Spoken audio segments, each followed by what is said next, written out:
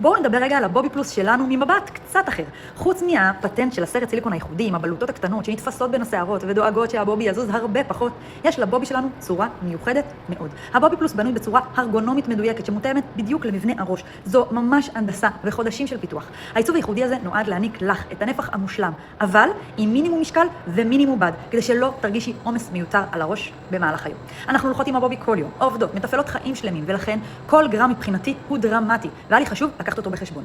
בובי בנוי בצורה ייחודית שמעניקה נפח, אבל במינימום חומר. מה זה אומר בפועל? יכול להיות שתראי את הבובי פלוס בפעם הראשונה, הוא יראה לך קטן לעומת בסיסים אחרים גדולים שהתרגלת אליהם.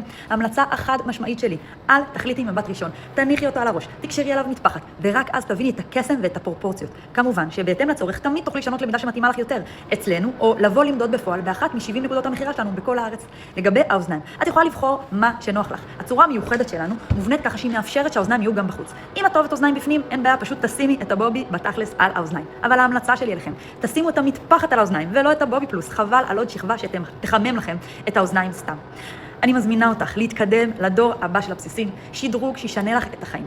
חשוב לי להיות כנה, לכל אחת יש מבנה ראש שונה ושיער שונה. אני לא יכולה להבטיח לכם שהבובי פלוס לא יזוז בכלל, כמו שקורה אצלי ואצל עוד בנות אחרות ששמעתם. אבל אני כן יכולה להבטיח לכם שהוא יזוז לך הרבה פחות מכל בסיס אחר שהיה לך. תשווי ותבדקי את זה אך ורק כלפי עצמך והבסיס הקודם שלך. המלצה החמה שלי, תלכי עם הבובי פלוס יומיים, 3, ורק אז תרגישי את ההבדל האמיתי. תזכרי, לכל שינוי ולכל דבר חדש צריך להתרגל. אבל תני לזה צ'אנס אמיתי, כי זה הולך להיות שינוי דרמטי ליום-יום שלך.